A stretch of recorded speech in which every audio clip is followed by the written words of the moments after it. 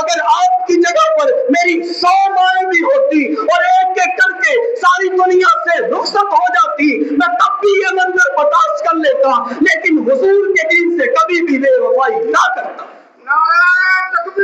اور صحابہ کرام نبی کے عشاق کی اس جماعت کو کہا جاتا ہے جنہوں نے سب سے بڑھ کر محبت آپ صلی اللہ علیہ وسلم سے کر کر دکھائی۔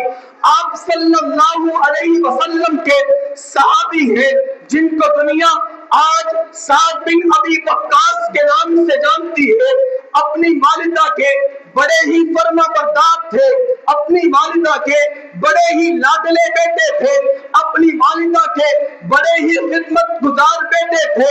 ایک وقت آتا ہے حضرت سعد بن ابی وقاص مسلمان ہو جاتے ہیں، کلمہ پڑھ کر اسلام لے جاتے ہیں، دامن اسلام کے اندر داخل ہو جاتے ہیں۔ آپ کی والدہ کو پتا چلتا ہے میرا لگتے جگر، میرا لاڈلا حضور صلی اللہ علیہ وسلم کا اسلام قبول کر چکا ہے۔ اب والدہ کے ساتھ حضرت صاحب کو بڑا پیار تھا، لیکن شروع میں عرض کیا کہ سب سے بڑھ کر محبت جس سے ہونی چاہیے وہ حضور کی ذات سے ہونی چاہیے، اور صحابہ نے یہ محبت کر کے دکھائی۔ والدہ اپنے بیٹے سے کہنے لگی، بیٹا اپنے آباء و اجداد کے دین کی طرف واپس لوٹ آئیے۔ بیٹے نے انکار کیا، والدہ نے پھر اصرار کیا، بیٹے نے پھر انکار کر دیا۔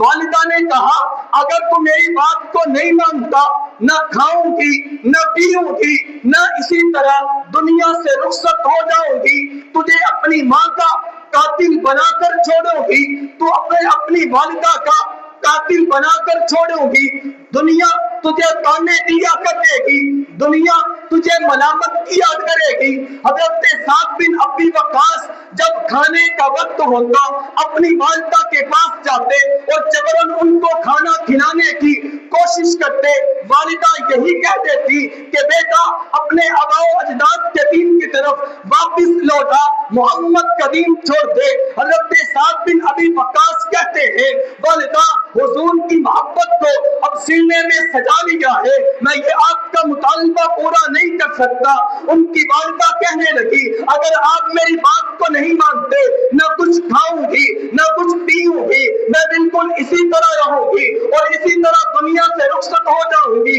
دنیا تجھے تانے دیا کرے گی، دنیا تجھے ملامت کیا کرے گی کہ یہ والدہ کا قاتل ہے۔ حضرت سعد بن ابی وقاص اپنی والدہ کو کہتے ہیں اماں جان کان کھول کر سن لیجئے، اگر آپ نے کھانا کھانا ہے تو کھا لیجئے، پانی پینا ہے تو پی لیجئے، یہ آپ کا مطالبہ میں پورا نہیں کر سکتا، اس لیے کہ حضور صلی اللہ علیہ وسلم کی محبت میرے دل میں اس قدر سرایت کر چکی ہے، حضور صلی اللہ علیہ وسلم کی محبت اس قدر میرے دل میں اتر چکی ہے، اگر ایک نہیں آپ کے جسم کے اندر 100 جانیں بھی ہو اور ایک ایک کر کے میرے سامنے ساری نکل جائے، میں یہ منظر تو برداشت کر لوں گا، لیکن حضور صلی اللہ علیہ وسلم کے دین سے بے وفائی نہیں کروں گا، حضور صلی اللہ علیہ وسلم سے دین سے علیحدگی نہیں کروں گا۔ دوسرے الفاظ میں والدہ کو جو جواب دیا، والدہ اگر آپ کی جگہ پر